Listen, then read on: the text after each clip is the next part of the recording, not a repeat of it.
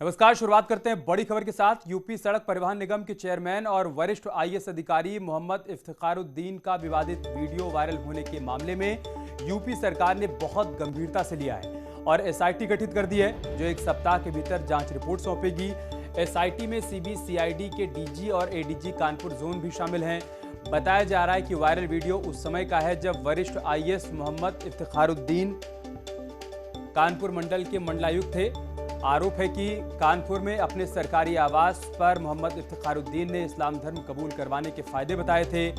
Video social media पर viral होने के बाद से हड़कंप मचा हुआ है और सरकार ने जांच के आदेश भी दे दिए हैं। इसी कड़ी में एसआईटी का गठन किया गया है। एसआईटी एक हफ्ते के भीतर पूरे मामले की जांच पड़ताल करेगी और उसके बाद रिपोर्ट शासन को सौंप दी जाएगी। ये बड़ी खबर हम आपको बता रहे हैं। इस पूरे मामले को शासन ने गंभीरता से लिया है।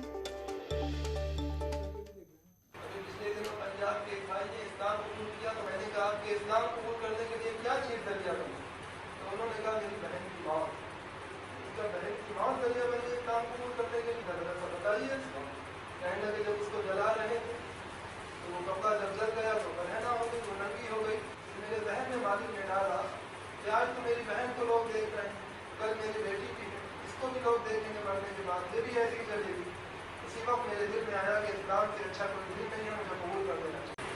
आप तो कोई रसूल नहीं है। बाद में कई चीजें हमारे प्रवक्तागण बता सकते हैं। हर चीज में सरकार का अधिकृत बयान लेने का कोई मतलब नहीं। सरकार जांच कर रही है, जो दोष होगा उसके हिसाब से जो कार्रवाई होगी करेगी। हम कोई लोक सेवक अपने जो सर्विस है उसके रूल्स का उल्लंघन करता है तो वो तो विभागीय जांच और अन्य मामले उसके दायरे में आएंगे। लेकिन अभी इस वीडियो की प्रामाणिकता के लिए हम लोग जांच करा रहे हैं। जैसे ही जांच रिपोर्ट आ जाएगी हम कड़ी से कड़ी कार्रवाई करने वाले हैं। कानून किसी के लिए भी बराबर होता है, छोटा बड़ा कोई नहीं होता। लेकिन वीडियो देखने से प्रतीत हो रहा है कि किसी सरकारी मकान में इस प्रकार की बातें हो रही हैं जो कानूनी दृष्टि से उचित नहीं है, कानून का उल्लंघन है। और वैसे भी धर्मांतरण के मामले में हमारी सरकार पहले से ही बहुत ही सचेत है, सतर्क है। और एक बड़ी खबर अलीगढ़ से, जहां पर विधायक के काफिले पर हमला हुआ है। छर्रा विधायक के काफिले पर हमला किया गया है। ग्रामीणों पर हमले का आरोप है। ठाकुर रविंद्र पाल सिंह छर्रा के बीजेपी विधायक हैं। ग्राम प्रधान समेत 11 नामजद और 30 अज्ञात लोगों पर केस दर्ज किया गया है। दरअसल पूर्व सीएम कल्याण सिंह का अस्थि कलश विसर्जित कर लौट रहे थे सभी लोग। रोड पर घूम रहे छुट्टा गोवंश को लेकर विधायक से विवाद हुआ और उसके बाद ग्रामीणों ने उन पर हमला बोल दिया। ये तस्वीरें हम आपको दिखा रहे हैं। इस पूरे मामले को पुलिस ने बेहद गंभीरता से लिया है। केस दर्ज कर लिया गया है, जांच पड़ताल की जा रही है। 11 लोगों को नामजद बनाया गया है और 30 अज्ञात पर इस मामले में केस दर्ज किया गया है।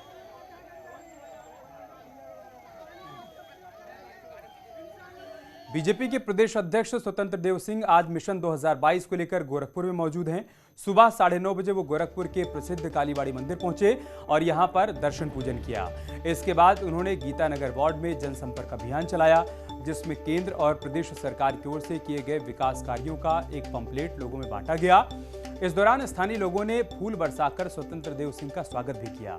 मुस्लिम समुदाय के लोगों ने भी बीजेपी प्रदेश अध्यक्ष का स्वागत किया, तो प्रदेश अध्यक्ष ने उन्हें भी पत्रक बांटकर सरकार की उपलब्धियां गिनवाई। 4.5 वर्ष की योगी सरकार, देश के अंदर आदमी मोदी सरकार की उपलब्धियां फोल्डर के माध्यम से जो रिपोर्ट कार्ड है उसमें से कुछ बिंदुओं को लेकर हम लोग जनता के बीच में जा रहे हैं। और इसी के तहत भारतीय जनता पार्टी ने राज्य के अंदर सभी बूथों पर घर घर संपर्क की योजना बनाई है। भारतीय जनता पार्टी के प्रदेश अध्यक्ष स्वतंत्र देव सिंह गोरखपुर में जनसंपर्क अभियान किए और गीतानगर वार्ड में उन्होंने केंद्र और प्रदेश सरकार के द्वारा किए गए विकास कार्यों को जनता को एक पत्रक दिया और यहाँ पे जगह जगह इनका स्वागत किया गया। कार्यकर्ताओं ने फूल माला पहनाकर इनका स्वागत किया। तो वहीं बड़ी संख्या में जो मुस्लिम कार्यकर्ता थे, मुस्लिम कम्युनिटी के लोग थे, उन्होंने भी भाजपा प्रदेश अध्यक्ष का स्वागत किया और उन इलाकों में भी भाजपा प्रदेश अध्यक्ष ने अपने केंद्र और प्रदेश सरकार के पत्रक को बांटे और प्रदेश सरकार के द्वारा किए गए कामों को गिनाया। जगह जगह पे भारतीय जनता पार्टी के कार्यकर्ताओं का स्वागत किया गया और यहाँ पे जिस जो मुस्लिम कम्युनिटी है उन्होंने भी यहाँ पे जो है स्वतंत्र देव का स्वागत किया और उनको भाजपा प्रदेश अध्यक्ष ने प्रदेश और केंद्र सरकार के द्वारा किए गए कामों का पत्रक सौंपा। अखिलेश पांडे के साथ रामगोपाल द्विवेदी, न्यूज़ 18 गोरखपुर।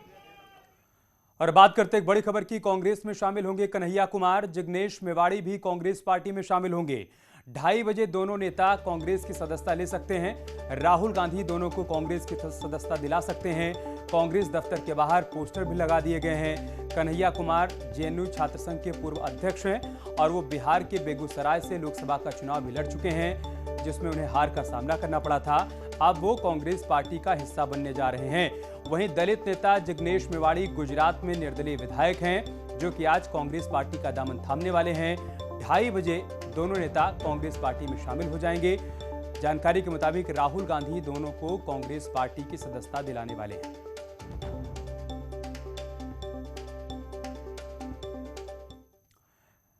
और बीजेपी नेता कपिल मिश्रा ने कन्हैया कुमार के कांग्रेस में शामिल होने को लेकर सवाल खड़े किए हैं। उन्होंने तंज कसा है कि अब भारत तेरे टुकड़े होंगे कांग्रेस का नया नारा बन गया है क्या? लोग अपने पूर्वजों की बरसी मनाते हैं, लेकिन कन्हैया कुमार जेएनयू में हर साल अफजल गुरु की बरसी मनाता था। ये भारत तेरे टुकड़े होंगे के नारे ये उसी दिन लगे थे जिस दिन अफजल गुरु को फांसी होती है। उसका हर साल जो कार्यक्रम कन्हैया कुमार जैसे लोग जेएनयू में करते थे। भारत तेरे टुकड़े होंगे अब कांग्रेस का नारा बन चुका है। कन्हैया कुमार जैसे लोग अब राहुल गांधी के बगल में खड़े होने लग गए हैं। और एक बड़ी खबर कानपुर से है। वायरल फीवर का कहर जारी है। यहां हैलेट अस्पताल के बाल रोग विभाग में 255 बच्चे भर्ती हैं और इस तरह मरीजों की संख्या के मामले में पिछले 10 साल का रिकॉर्ड भी टूट गया है। बताया जा रहा है कि बीमार बच्चों की संख्या अचानक इतनी ज़्यादा बढ़ गई है, ऐसे में इनके इलाज के लिए 3 नए वार्ड खोले गए हैं। 24 घंटे में फीवर से 2 बच्चों की जान भी चली गई है।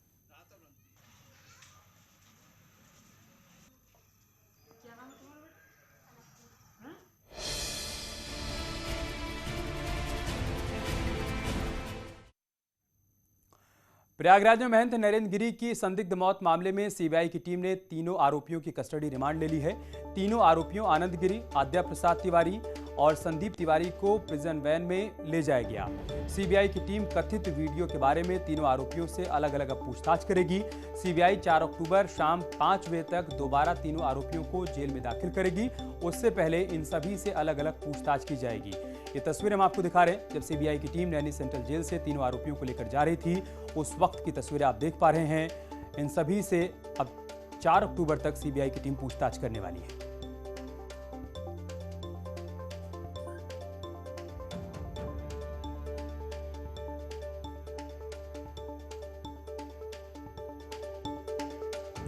तस्वीरें देखिए आप, जब सीबीआई की टीम नैनी सेंट्रल जेल पहुंची और वहां से आनंद गिरी, आद्या तिवारी और संदीप तिवारी को वैन में लेकर जाया गया है। अब इन सभी से तमाम सवालों को लेकर पूछताछ की जाएगी ताकि तमाम कड़ियों को जोड़ा जा सके और महंत नरेंद्र गिरी की मौत का सच सामने आ सके। महंत नरेंद्र गिरी मौत मामले में लेटर पिटीशन दाखिल किया गया है। हाईकोर्ट के वकील सहर नकवी ने यह लेटर दाखिल किया है। याचिका में सीबीआई जांच की निगरानी की मांग की गई है। कहा गया है कि हाईकोर्ट की निगरानी में इसकी जांच होनी चाहिए।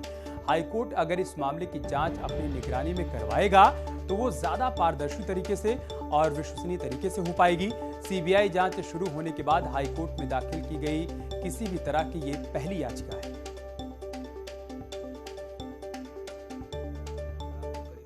आस्था का यहाँ पर सवाल है। एक महंत की हत्या हुई है, प्रयागराज ने कुछ खोया है, हमने कुछ खोया है, अपना एक महंत खोया है। तो इस पर हम इसीलिए चाहते हैं कि हाईकोर्ट की मॉनिटरिंग में अगर जांच होती है तो कहीं से भी कोई भी जांच प्रभावित नहीं कर सकता। लेटर पिटीशन में किसको किसको आपने पार्टी बनाया है? ये state of UP through principal secretary और सेकंड पार्टी है सीबीआई।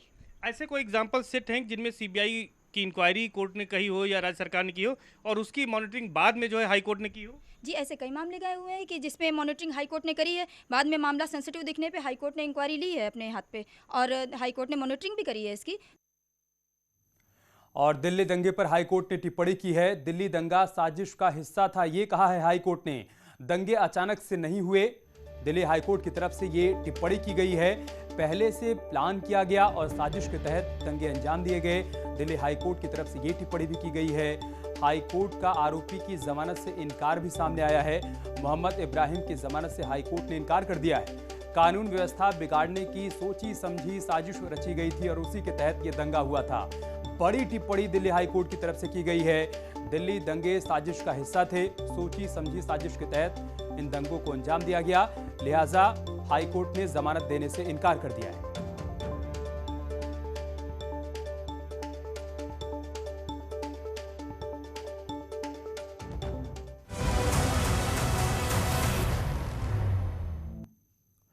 और बात करते हैं मिशन साहस की। न्यूज़ 18 की खास मुहिम मिशन साहस के जरिए स्टार्टअप को आगे बढ़ाने के बेहतरीन टिप्स साझा करेंगे बड़ाबिजनेस.com के CEO डॉक्टर विवेक बिंद्रा।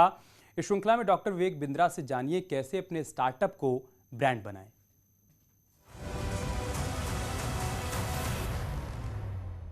नमस्कार, मैं Vivek Bindra, founder and CEO बड़ाबिजनेस.com। आपके स्टार्टअप का ब्रांड कैसे बिल्ड किया जाए, स्टार्टअप का ब्रांड बनता कैसे है। स्टार्टअप का ब्रांड बनाने से पहले आपको पता होना चाहिए कि आप हैं कौन, किस चीज के लिए लोग आपको याद रखें, किस बात के लिए लोग याद रखें। जैसे डोमिनोज को आधे घंटे में पिज्जा डिलीवर कर देता है अपने घर पे। गोदरेज जो रियल एस्टेट है वो टाइमली प्रॉपर्टी बना के देता है। ओयो कहता है कि भाई मैं प्रिडिक्टेबल हूं, मैं अफोर्डेबल हूं, अवेलेबल हूं, यानी कि मेरे यहाँ AC भी रहेगा, वाईफाई भी रहेगा, प्रिडिक्टेबल है, पहले से प्रिडिक्टेबल है। ऐसे ही आपके लिए क्या प्रोडक्ट किया जाता है, जैसे मेरे लिए प्रोडक्ट किया जाता है कि मैं प्रॉब्लम सॉल्विंग कंटेंट देता हूं, वो कंटेंट देता हूं जिससे लोगों का बिजनेस बड़ा होता है। इसके बाद आपका ब्रांड बने, उसको आप अपना एक जिंगल बनाइए जिसको हर जगह छाप दें, अपने होर्डिंग पे, अपने पोस्टर पे, अपने लेटर हेड पे, अपने पैकिंग मटेरियल पे, अपने थैले पे। जैसे जिंगल बनाइए, लाइफ बॉय है जहां तंदुरुस्ती है वहां बबूल बबूल पैसे वसूल। अब जब आप ये बनाते हैं तो इसको लोग पढ़ते हैं तो वो याद रह जाती हैं बातें।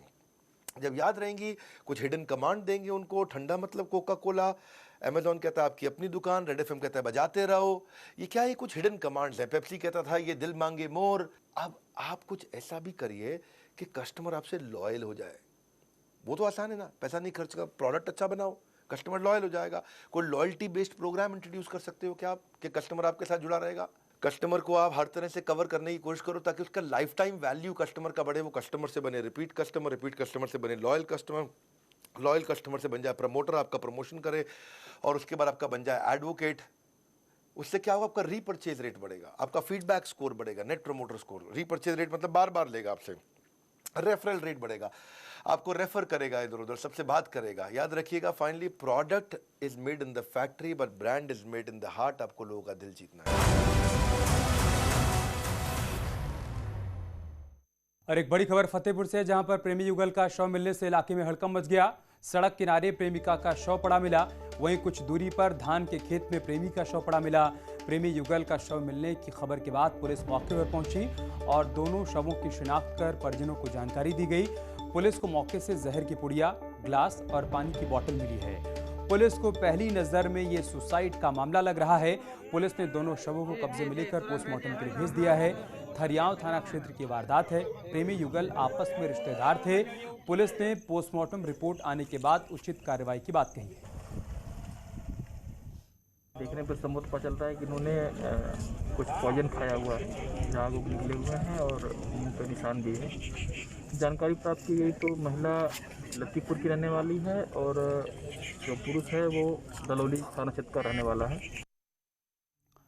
गोरखपुर में अपराधियों की सूचना पर छापेमारी करने गई पुलिस को देखकर हड़बड़ाहट में बेड से नीचे गिरने पर युवक की इलाज के दौरान मौत हो गई। पुलिस का कहना है कि होटल में छापेमारी के दौरान शराब के नशे में धुत युवक बेड से गिरकर घायल हो गया था, जिसे इलाज के लिए अस्पताल में भर्ती करवाया गया था, जहां उसकी मौत हो गई। उधर मृतक के दोस्त ने पुलिस पर मारपीट करने का आरोप लगाया है। उसका आरोप है कि पुलिस की पिटाई की वजह से उसके दोस्त की मौत हुई है, लेकिन पुलिस ने इसे सिरे से खारिज कर दिया। अपराधियों की चेकिंग के दौरान थाना रामगढ़ ताल की पुलिस एक होटल में गई। वहां पर एक कमरे में 3 युवक संदिग्ध अलग अलग शहरों से आए थे जो ठहरे थे। इस सूचना पर पुलिस ने होटल मैनेजर को साथ में लेकर कमरे की चेकिंग करने गई, जहां पर हड़बड़ाहट में एक युवक की कमरे में गिरने से चोट लग गई। दुर्घटनावश हुई इस घटना से पुलिस ने तत्काल होटल मैनेजर को साथ लेकर युवक को अस्पताल में भर्ती करवाया, जहां पर उसका इलाज हुआ। BRD में दौरान इलाज उस युवक की मृत्यु हो गई। खबर सहारनपुर से है, जहां पर कोतवाली नगर क्षेत्र में 2 पक्षों के बीच खूनी संघर्ष हो गया। मारपीट में कई लोग गंभीर रूप से घायल हुए हैं। सिटी कोतवाली क्षेत्र के नखासा बाजार में पुरानी रंजिश को लेकर संघर्ष हुआ। मारपीट की वारदात सीसीटीवी में कैद हो गई है। घायलों में एक शख्स को बेहतर इलाज के लिए हायर सेंटर रेफर किया गया है, जहां उसकी हालत गंभीर बनी हुई है। बाकी घायलों को जिला अस्पताल के ट्रॉमा सेंटर में भर्ती किया गया है। पुलिस ने मौके पर पहुंचकर जांच पड़ताल शुरू कर दी।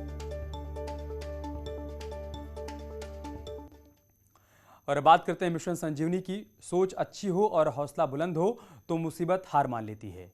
ये बात 3 फीट के रोहित को अच्छे से समझ आ गई, तभी तो मौका मिलते ही उन्होंने टीका ले लिया।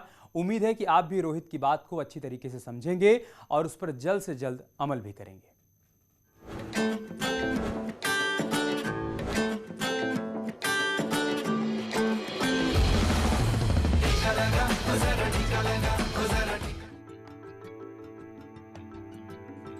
समझदारी हो या कामयाबी, ये इंसान के कद की मोहताज नहीं होती। और इसका सटीक उदाहरण है उज्जैन के रहने वाले 30 साल के दिव्यांग रोहित। रोहित का कद महज 3 फीट है, लेकिन इनमें समझदारी के सारे गुण हैं। रोहित भी अपने परिवार को लेकर उतने ही फिक्रमंद रहते हैं जितने आप या हम। इसलिए इन्होंने बिना वक्त गंवाए कोविड के खतरे से खुद को और परिवार को बचाने के लिए टीका ले लिया। और आज मैंने कोरोना वैक्सीन का टीका लगवाया है। जब मैं दिव्यांग होकर टीका लगवा सकता हूँ तो हमारे देश के और प्रदेश के और उज्जैन के लोगों से निवेदन करता हूँ कि हर वर्ग के लोगों को बढ़ चढ़कर टीका लगवाना चाहिए। रोहित कोई करोड़पति नहीं है। इनकी आय का जरिया बस यही दुकान ही है, जो लॉकडाउन के दौरान काफी दिनों तक बंद ही रही। लेकिन इन्होंने ये बात अच्छे से समझ लिया कि बिना वैक्सीन लिए वो कोविड के खतरे से आजाद ही नहीं हो सकते। फिर दुकानदारी क्या खाक ही करेंगे। टीका है संजीवनी, लगवाया क्या? जाहिर है रोहित ये बात समझते हैं कि जिंदगी अनमोल है और आज की तारीख में बिना वैक्सीन लिए अपनी और अपनों की जान की हिफाजत नहीं की जा सकती। उम्मीद है आप भी रोहित की समझदारी के कायल बनेंगे और वैक्सीन लेकर अपने और अपनों के प्रति जवाबदेही निभाएंगे। Bureau report, news 18 network, Ujjain.